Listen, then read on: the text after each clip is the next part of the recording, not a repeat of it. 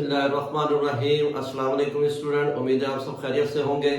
आज का जो चैप्टर नंबर 5 है इसका सेक्शन ए एमसीक्यूज करेंगे और इसका जो फर्स्ट एमसीक्यूज है वो लिखा हुआ है the spring is brakes, the spring in brake and clutch are use. Brake and clutch में स्प्रिंग जो यूज होता है उसकी रीजन क्या है कि स्प्रिंग को क्यों यूज किया जाता है, तो उसके 4 ऑप्शन है, इसमें से कौन सा सही है। पहला दिया टू रीस्टोर ओरिजिनल पोजीशन, वो अपनी ओरिजिनल पोजीशन को हासिल करने के लिए स्प्रिंग का यूज किया जाता है। To major forces, to absorb shock, to absorb strain energy. तो इसमें क्या होगा कि ब्रेक और क्लच में जो स्प्रिंग होता है और तो ये स्प्रिंग ऑब्जेक्ट को वापस अपनी ओरिजिनल शेप की तरफ लेकर आता है। तो टू रीस्टोर ओरिजिनल पोजीशन, इसका जो है हमारे पास स्टूडेंट, इसका जो है ऑप्शन ए जो है हमारे पास आ जाएगा फर्स्ट का। देन सेकंड हमारे पास है if the material recover the original dimension.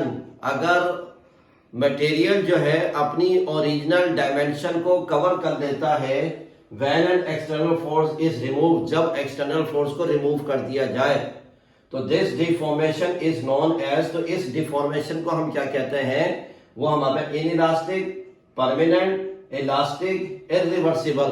जाहिर सी बात है जिस ऑब्जेक्ट में इलास्टिसिटी होगी उस ऑब्जेक्ट को फोर्स के जरिए से स्ट्रेच किया जाएगा और फोर्स को जब हटा देंगे तो वो ऑब्जेक्ट वापस अपनी ओरिजिनल शेप की तरफ आ जाएगा।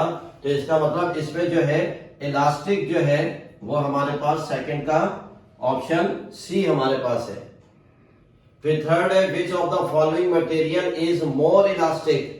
इसमें 4 ऑप्शन है, रबड़ है, गिलास है, स्टील है, वुड है। ये 4 ऑप्शन दिए हुए हैं। इन 4 में से हमने ये बताना है कि कौन सा जो है वो इलास्टिसिटी वाला ज्यादा है। तो जाहिर सी बात है अब हमें जो नजर आता है वो रबड़, लेकिन रबड़ जो है स्टील के मुकाबले में उसके अंदर इलास्टिसिटी कम है। तो हम क्या कहेंगे, नंबर 3 का जो ऑप्शन है वो है सी। फिर आगे लिखा हुआ है student if a spring stretch easily then its spring constant has. अगर स्प्रिंग को हम आसानी से स्ट्रेच कर लेते हैं तो उस स्प्रिंग की वैल्यू को हम क्या, उस स्प्रिंग कांस्टेंट को हम क्या कहेंगे कि large value, small value, constant value, both A and B, यानी कि ए एंड बी ये दोनों आंसर हैं। तो हमें क्या बताना है कि स्प्रिंग को जब मिनिमम फोर्स से स्ट्रेच किया जाएगा तो हम क्या कहेंगे, उसके ऊपर स्प्रिंग कांस्टेंट की वैल्यू हमारे पास स्मॉल होगी। तो फोर्थ का आ जाएगा हमारे पास बी पार्ट। फिर फिफ्थ है student what is the unit for the spring constant. Spring constant का यूनिट क्या है, ये इसके अंदर 4 ऑप्शन दिए हुए हैं। इसका जो यूनिट है न्यूटन पर मीटर या newton meter inverse, newton meter inverse, ये हमारे पास फिफ्थ का सी पार्ट आ गया है। और फिर इस न्यूमेरिक, इस एमसीक्यूज की डायग्राम हमारे पास ये है ना, तो इसके अंदर ये जो वर्डिंग लिखी हुई है मैं इसको इस डायग्राम के लिहाज से, ग्राफ के लिहाज से बता देता हूं, क्योंकि हुक्स लॉ इसके अंदर ये कह रहा है नंबर 6 के अंदर कि हुक्स लॉ जो एप्लीकेबल होता है कब तक होता है, जब ऑब्जेक्ट में इलास्टिसिटी हो, जब उसको हम फोर्स के जरिए से स्ट्रेच कर रहे हैं और फोर्स हटा देंगे तो वापस अपनी ओरिजिनल शेप की तरफ आ जाए, तो इसमें हुक्स लॉ एप्लीकेबल होगा। लेकिन अगर हमने इलास्टिसिटी वाले ऑब्जेक्ट को इस हद तक जो है वो स्ट्रेच किया है कि वो वापस फोर्स को हटाने के बाद वो वापस अपनी ओरिजिनल शेप की तरफ नहीं आ रहा, तो फिर हुक्स लॉ एप्लीकेबल नहीं होगा। तो अब इसके अंदर हमारे पास ये जो वर्टिकल पोजीशन दिखाई हुई ये एक्सटेंशन है और ये हमारे पास क्या है, लोड है, और इसके बिटवीन जो हमें ये लाइन मिलती है स्ट्रेट लाइन।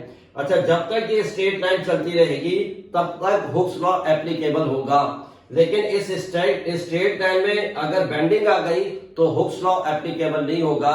ये अब इसके अंदर स्प्रिंग में इलास्टिसिटी खत्म हो गई है। तो हम क्या देखेंगे, हुक्स लॉ कहां तक एप्लीकेबल है, तो हुक्स लॉ यहां तक एप्लीकेबल है।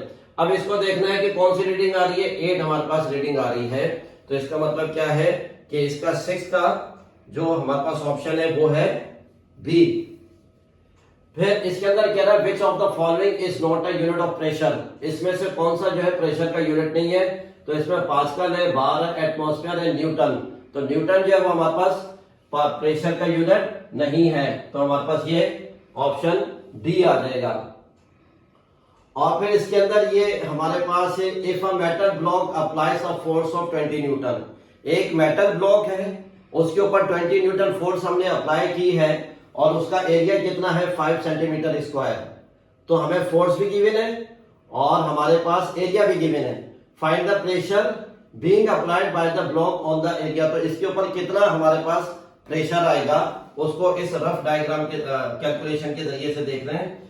P is equal to F upon A, ये फार्मूला प्रेशर का, और P is equal to force हमारे पास है 20 न्यूटन और एरिया स्टूडेंट हमारे पास है 5 ऑन द 5 फॉर द 20, तो प्रेशर हमारे पास कितना आ रहा है 4, प्रेशर हमारे पास कितना आ जाएगा 4, तो 8 का जो है हमारे पास ऑप्शन डी आ जाएगा। फिर 9 है, 9 को इस जो है वो डायग्राम के जरिए से एक्सप्लेन कर देता हूं, क्योंकि जो एक्सप्लेनेशन है वो इसकी जो है वो डायग्राम आ जाएगी। तो हमारे पास क्या है कि ये हमारे पास एक टैंकर है जो वाटर से फिल किया गया है और इसको किसी प्लेटफॉर्म पर रखा हुआ है, किसी ऊंची जगह पर रखा हुआ है, और फिर इसमें से 3 नोजल जो है आपको ये नजर आ रहे हैं, और ये लाइन जो है ये किस चीज को शो कर रही है कि यहां से वाटर जो है ड्रॉप होकर नीचे की तरफ आ रहा है।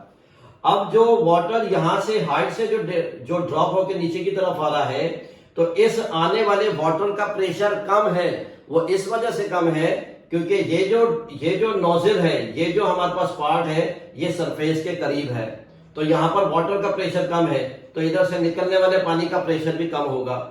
और फिर सेकंड पार्ट पर जो नोजल है यहां से पानी निकलेगा तो ये थोड़ा सा दूर जाएगा क्योंकि ये सरफेस से थोड़ा सा नीचे ये हमारे पास नोजल है, तो यहां पर प्रेशर बनेगा लेकिन ऊपर वाले के मुकाबले में थोड़ा सा ज्यादा बनेगा क्योंकि यहाँ प्रेशर ज्यादा है। लेकिन थर्ड नोजल जो है यहां से जब पानी निकलेगा वह दूर तक जाएगा और ज्यादा जाएगा, उसकी वजह क्या है कि ये सबसे नीचे है, ये बॉटम पर है, तो पानी का लोड, पानी का प्रेशर ज्यादा है, तो जिसकी वजह से पानी दूर तक जाएगा।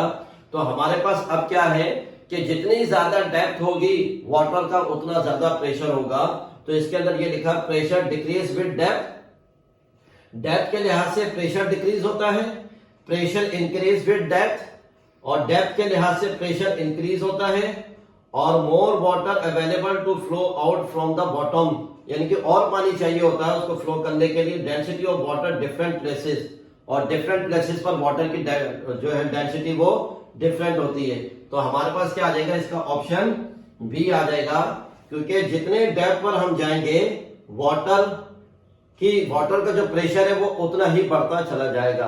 तो ये स्टूडेंट था section A MCQs chapter number 5 का। अस्सलाम वालेकुम।